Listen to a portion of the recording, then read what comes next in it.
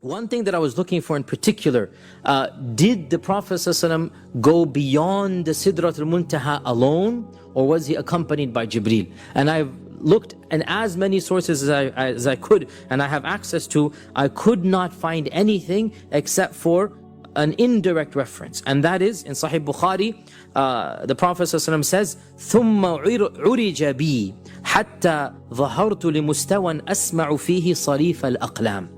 Then I was caused to ascend forth in the singular. Not Jibreel brought me forward, because before that it was always Jibreel is bringing with me, and Jibreel tells me this is Sidratul Muntaha. Once he gets to Sidratul Muntaha, the Prophet ﷺ speaks in the third person that someone caused me to ascend, not Jibreel anymore. And I rose to a level where I could hear the pen writing. Now, what is the pen and who is the writer? We know that Allah subhanahu wa ta'ala, as the Prophet ﷺ said, the first thing that Allah created was the pen.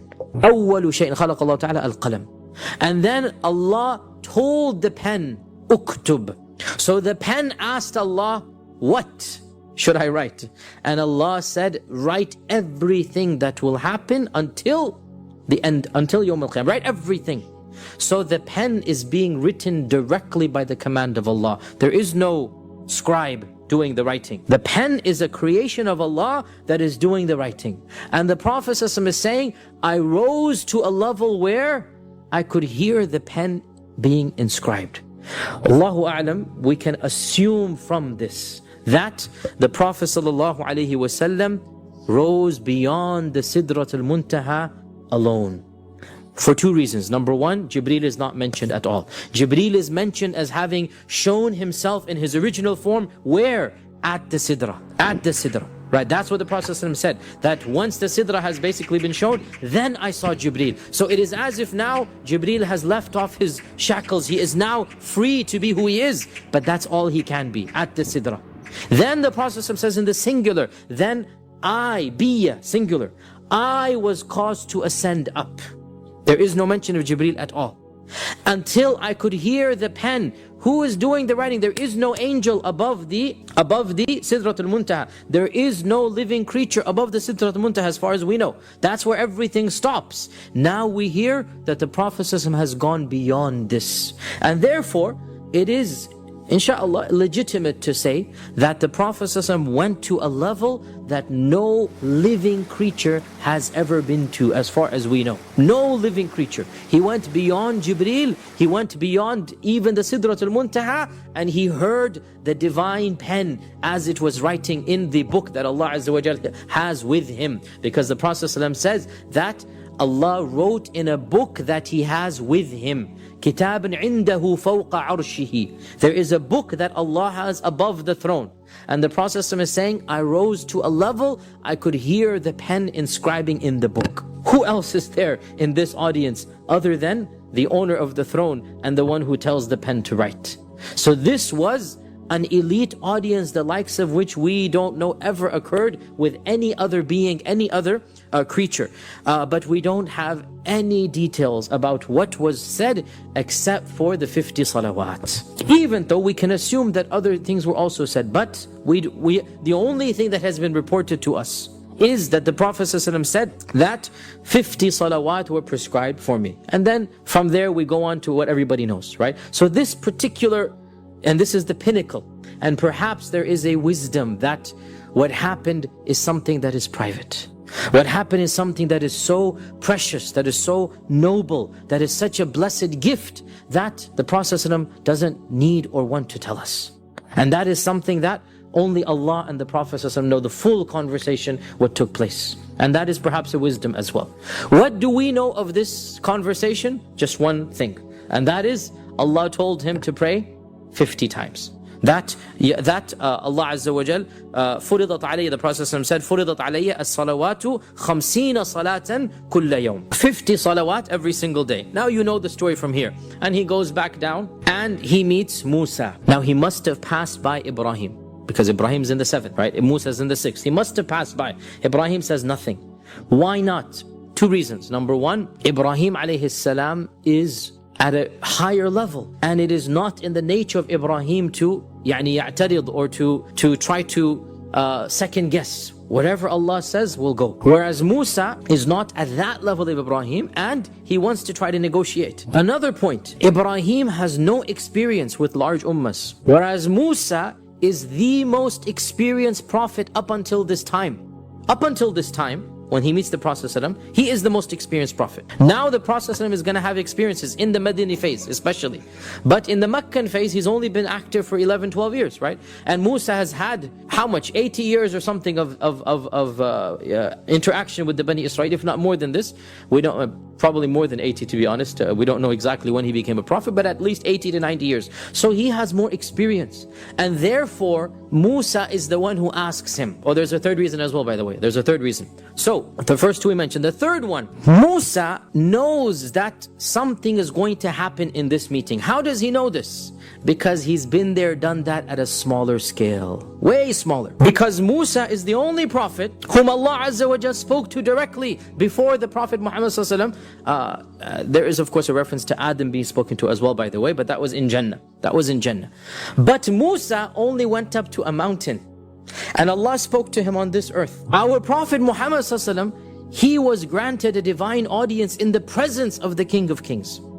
And he was called up as the messenger. So Musa has been there, done that at a way smaller scale, and that is on earth. And Musa knows. Now, by the way, this also shows Musa was there for how long? How long was he in Tur Sinai? 40 days. The appointment was for 30, and then Allah increased it 10. This clearly shows that a lot happened. What do we know of what happened? Nothing other than the 10 commandments. Correct? Right? Nothing other than the 10 commandments. That's what Musa tells his people and what we know. Similarly, the Prophet ﷺ must have been there for a time frame.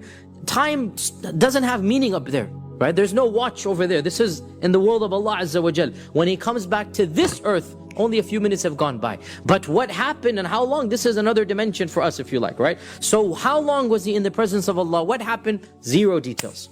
So Musa has been there, done that. He knows there's going to be a message, a commandment. Like he was given the 10 commandments, the Prophet was going to be given something. So he asked the Prophet, what did your Lord tell you for your ummah? Because he knows. He knows that such a meeting would not be except for multiple purposes. One of them being, what did your Lord tell you for your ummah? So here the Prophet says that my Lord told me that I should tell my ummah to pray 50 times a day.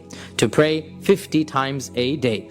Here Musa says, Irji' ila rabbik. Go back to your Lord. وَسَلْهُ التَّخْفِيفِ. And tell him to lower this, because I have more experience than you with the Bani Israel, and your ummah will not be able to do 50 times a day. So this is a detail that many people don't know. It's in Musnad Imam Ahmad. The Prophet ﷺ looked at Jibreel wanting to get his opinion. كَأَنَّهُ يَسْتَشِيرُهُ, the riwayah says, as if he's getting his opinion. And Jibreel nodded to him, yes, do that.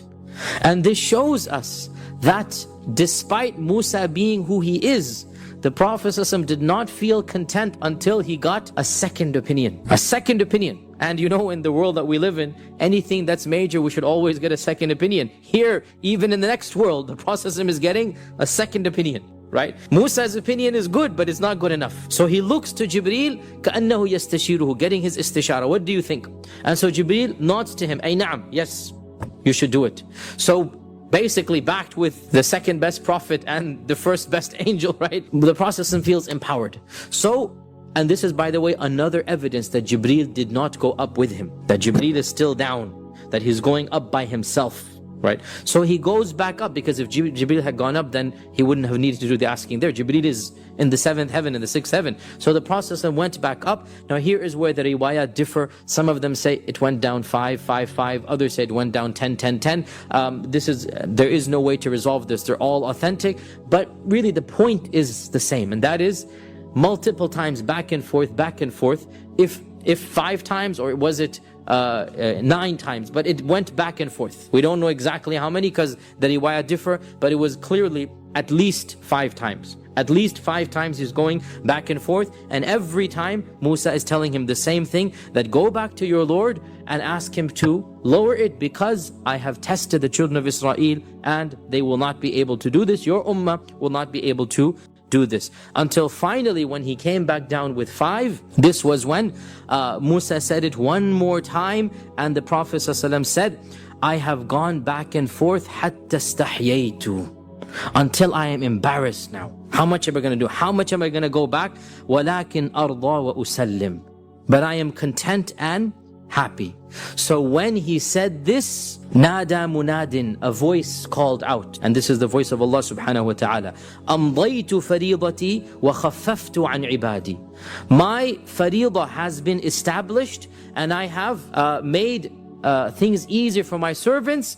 It is 5, but it shall be rewarded with 50. It is 5, but it shall be rewarded with 50. What this means is that Allah subhanahu wa ta'ala, somebody, astaghfirullah, with weak iman will say, why didn't the Prophet go back, get it down more? Right? The response is, firstly, be careful of your adab with the Prophet, if anybody's thinking this. Secondly, Allah had already decreed it would be 5. And the Prophet, Allah basically gave him that ilham to know when to stop. That Allah had already decreed it would be 5. And that's why when the Prophet said, I'm embarrassed to go anymore, the voice came out. And the two people hearing it are the two people who've already had an audience with Allah, Musa and the Prophet, right? The two people hearing this have already had experience with Allah. So Allah is speaking to them because He's already spoken to them. And what does Allah say? This is my fariḍah, and it will pass. And I have already basically made it easy for my servants. And it is 5, but it shall be rewarded with 50. It is 5, but it shall be rewarded with 50. Now, over here, again, so much can be derived over here. So much can be derived. But of the things that we benefit from this, first and foremost, the status of the Salah. The status of the Salah. That, just like we talked about Surah Al-Baqarah, the last 2 verses being given at this time, in fact, the Salah is in fact an even higher level, if you like, than this, because the purpose of the divine audience was to establish the Salah. That every single commandment, from the zakah to the hajj to tahajjud to Quran to the jihad, everything, Allah Azza wa Jal sent Jibreel down to the Prophet to command us to do things. But for one commandment, it was so important that the messenger was called to the King of Kings to receive the message directly from the divine. There was only one thing that was so important that our Rasul is told, you need to come up because there's a message that needs to be delivered directly to you. So the messenger is summoned to the presence of the divine. And what is then decreed? The one commandment, only one commandment that we know of, and all the rest come down indirectly through Jibreel, and that is the Salah.